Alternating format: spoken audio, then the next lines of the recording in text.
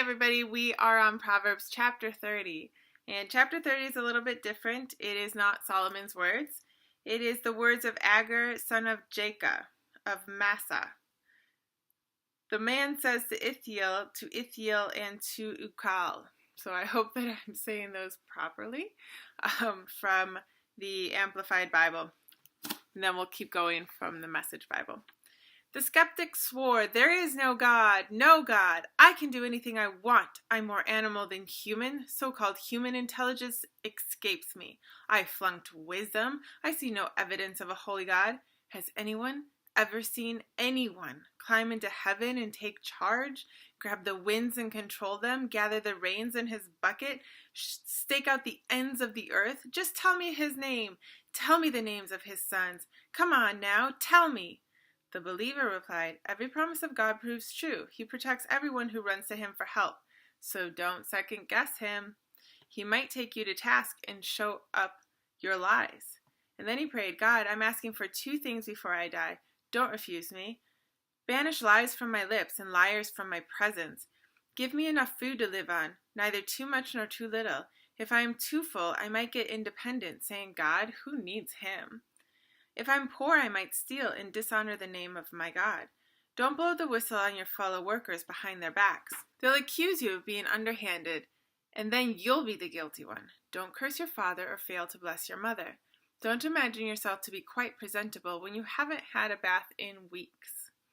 Don't be stuck up and think you're better than everyone else. Don't be greedy, merciless, and cruel as wolves, tearing into the poor and feasting on them, shredding the needy to pieces only to discard them. A leech has twin daughters named Gimme and Gimme More. 3 things are never satisfied. No, there are 4 that never say, 'That's enough, thank you.' Hell, a barren womb, a parched land, a forest fire. An eye that disdains a father and despises a mother, that eye will be plucked out by wild vultures and consumed by young eagles. 3 things amaze me. No, 4 things I'll never understand. How an eagle flies so high in the sky, how a snake glides over a rock, how a ship navigates the ocean, why adolescents act the way they do. Here's how a prostitute operates. She has sex with her client, takes a bath, then asks, 'Who's next?' 3 things are too much for even the earth to bear. Yes, 4 things shake its foundations. When the janitor becomes the boss, when a fool gets rich, when a whore is voted Woman of the Year, when a girlfriend replaces a faithful wife. There are 4 small creatures, wisest of the wise they are.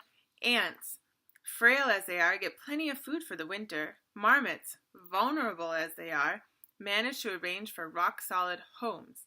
Locusts, leaderless insects, yet they strip the field like an army regiment.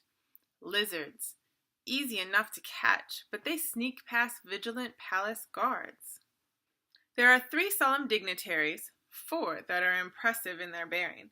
A lion, king of the beasts, deferring to none. A rooster, proud and strutting. A billy goat, a head of state in stately procession. If you're dumb enough to call attention to yourself by offending people and making rude gestures, don't be surprised if someone bloodies your nose. Churned milk turns into butter. Riled emotions turn into fistfights. So in the starting of this, it starts out pretty different, and it's just comparing the unbeliever to the believer. And I actually think that this is pretty pertinent for today. Just this movement of people who really want to believe that anything that we as humans have built up in the last couple centuries, thousands of years, tens of thousands of years, that it's all meaningless and it needs to be taken down. It's called a sort of a warning of following them, because if everything is meaningless, usually these are people who are atheists, but it's really dangerous to believe that there is no God, that there is no moral structure, that there is no hierarchy to morality and the way that you live. If you just want to live any way, you will not get the same results as other people. And if you want to read fiction about this, you can read Crime and Punishment, in which the main character believes that everything is meaningless, and so he takes his beliefs to the farthest extent by murdering somebody, because if everything is meaningless, everybody is meaningless. So the skeptic swears, there is no God, I can do anything I want. And the believer says, every promise of God proves true, you better watch out. So I think if you read the Bible, you can see a lot of things coming true. If you stand by faith, you seek wisdom, you live as you're supposed to. So you have the faith that God is bigger than you and bigger than this world. He is the being that spoke everything into existence, and then it's sort of it keeps following his commandments and his promises. It keeps going, living throughout, and the animals populate the earth, and we humans populate the earth, and the vegetation comes. So everything that he has spoken into existence continue to move and continue to follow his commands.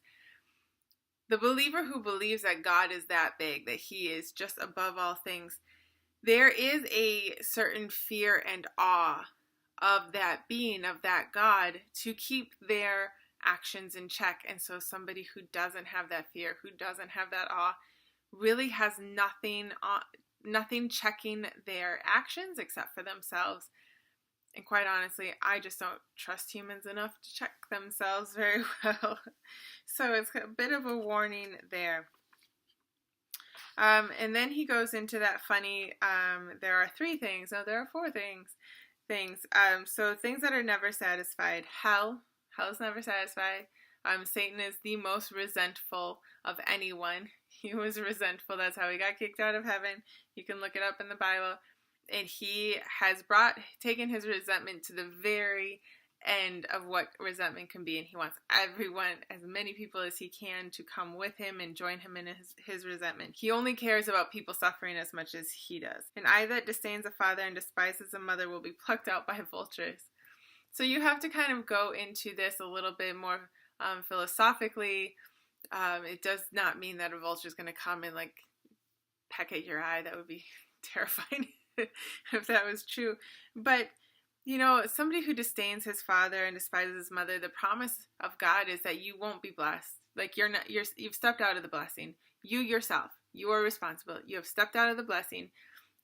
He can't bless you. You need to bless your father and your mother. And that's not always easy, because they're not always easy to bless. They're not always upstanding citizens. And then he goes into his mysteries, how the eagle flies, how a snake glides over a rock, how a ship navigates the ocean, and how adolescents act the way they do.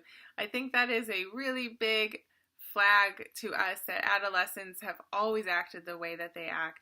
We are at that time of life where we are really trying to be adults, but we're not there yet. Our brains are just not fully developed. But encourage your adolescent to develop further, to critically think things out, to talk things through, to have conversations. Don't have debates on who's right or wrong. Let them talk. Let them move through things. Let them express themselves through words and their frustrations and how they don't understand the world, and then sort of lead them into the wisdom that they need to finding their answers. But adolescents have pretty much always been how they are. So we can take advice from the ant, that they do their work. They don't let anyone else do it for them. There's no other creature that's going to go and give ants their food. We should rely on ourselves as much as we can, under God, under his blessing. Even the marmots arrange for rock-solid homes. We, again, are responsible for ourselves. And then we have the locusts that will strip the field. We are still on earth. We have to rely on God to help protect us from the environment and the things that will go wrong for us. I mean, locusts don't think they're doing anything wrong. They're just eating. But we have to rely on God's judgment and his protection. And then lizards, they're easy enough to catch, but they sneak past. I wonder what that really is. I think more philosophically, like, you have to be weary of people who are sort of like get through, that sort of sneak past, that sort of don't always show their actions to you, but that sort of are sneaky. I don't know, I might be wrong about that. So the last verses I want to read in a different translation. It is the Amplified Bible.